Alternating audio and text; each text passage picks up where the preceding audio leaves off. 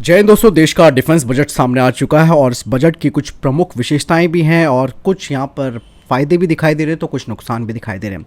पहले हम general perception की बात करते हैं तो बजट 2024 का जो हमारा डिफेंस का है उसमें अगर देखी जाए तो विमान और इंजन के लिए करीबन 40,778 करोड़ रुपए आवंटित किए गए हैं। नौसेना फ्लीट के लिए 23,800 करोड़ रुपए, एयरफोर्स बजट के लिए 1,657 करोड़ रुपए और भारी और मध्यम वाहन के लिए 4,138 करोड़ रुपए। इसके अलावा रिसर्च एंड डेवलपमेंट के लिए 13,208 करोड़ रुपए और भाभा के अनुसंधान एवं विकास परियोजना के लिए 1,100 करोड़ रुपए, परमाणु ईंधन निर्माण के लिए 764 करोड़ रुपए। जो डिफेंस बजट है इसको लेकर ये कहा जा रहा है कि शायद ये कम है, क्योंकि इस वक्त आप जानते हैं कि दुनिया में कई जगह जंग चल रही है। खास करके अगर आपने देखा होगा कि गाज़ा में इजराइल और हमास के बीच लड़ाई चल रही है। यूरोप में आप देखेंगे तो रशिया यूक्रेन के बीच 2 सालों से जंग चल रही है।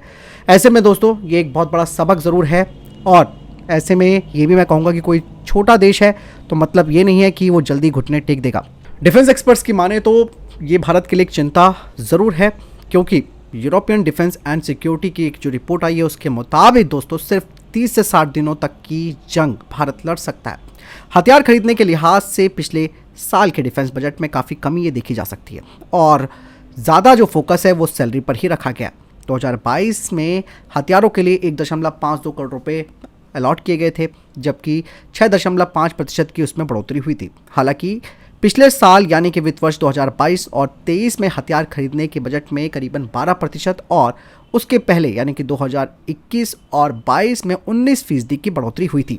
यहाँ पर एक चीज़ और मैं बता दूं कि इस वक्त अगर भारत की भी स्थिति देखी जाए तो भारत ने कई कामयाबी भी हासिल की है और करीबन 85 से अधिक देशों को भारत अपने हथियार सप्लाई कर रहा है। यानी कि डिफेंस एक्सपोर्ट में 2016 के मुकाबले भारत का जो डिफेंस एक्सपोर्ट है वो करीबन 10 गुना बढ़ा है। इसके अलावा 2023 में दोस्तों भारतीय हथियारों में इस्तेमाल होने वाले जो उपकरण हैं करीबन 928 उपकरणों को एक भारत ने उसकी लिस्ट तैयार की थी जिन्हें कि भारत में बनाया जाएगा। और भारतीय नौसेना की अगर बात की जाए तो 26 राफेल मरीन फाइटर जेट्स को मंजूरी मिली और 31 MQ-9 रिपर ड्रोन खरीदने को भी लेकर अब डील हो सकती है। पहले तो मना किया जा रहा था लेकिन फाइनली इसे लेकर अब फैसला आने वाला है। इसके अलावा अमेरिका और भारत के बीच जो स्ट्राइकर बख्तरबंद लड़ाकू वाहन है उसे बनाने पर भी सहमति बनी है। इसके अलावा इंजन को लेकर अगर बात की जाए तो अमेरिका का जो GE है और HAL इनके बीच फाइटर प्लेन इंजन को तैयार करने को लेकर भी समझौता हुआ है।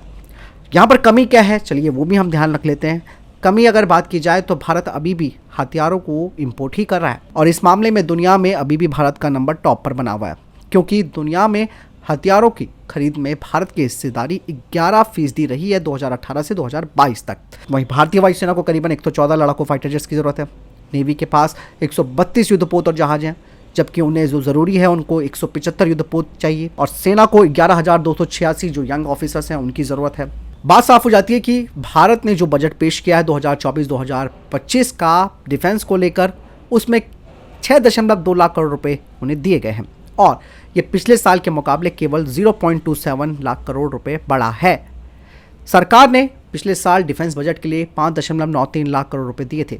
वित्त वर्ष 2024-25 में कुल बजट में डिफेंस पर 8% खर्च हो रहा है, यानी कि यहाँ पर जो मेन खर्चा है वो सैलरीज पर आ रहा है, पेंशन पर आ रहा है। इसके अलावा जो कैपिटल एक्सपेंडिचर है वो देखा जाए तो हथियारों की खरीद के लिए करीबन 1.62 लाख करोड़ रुपए दिए गए हैं और ये पिछले साल के मुकाबले केवल 10,231 करोड़ रुपए ज़्यादा है। वित्त वर्ष 2023-24 में भारत सरकार ने हथियारों की खरीद के लिए 1.5 करोड़ रुपए दिए थे।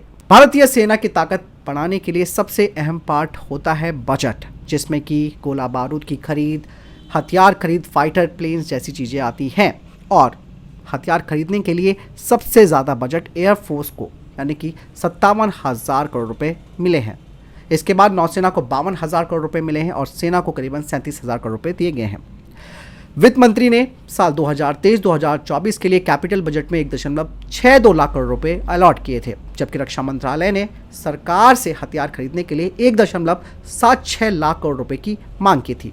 पेंशन की अगर बात की जाए तो सरकार ने पेंशन के लिए करीबन 1.41 लाख करोड़ रुपए दिए हैं, क्योंकि डिफेंस बजट में पेंशन बहुत महत्वपूर्ण हिस्सा हो जाता है, जो कि एक महत्वपूर्ण खर्चा माना जाता है।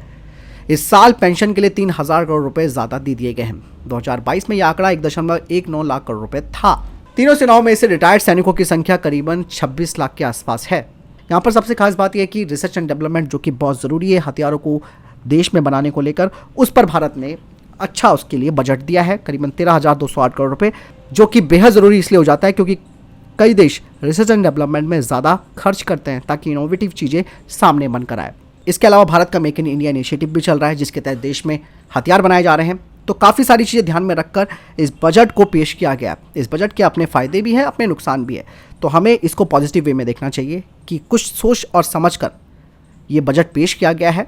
और फिलहाल आपको क्या लगता है इसमें, मुझे कमेंट सेक्शन में लिखकर जरूर बताएगा। मिलता हूं नए वीडियो के साथ।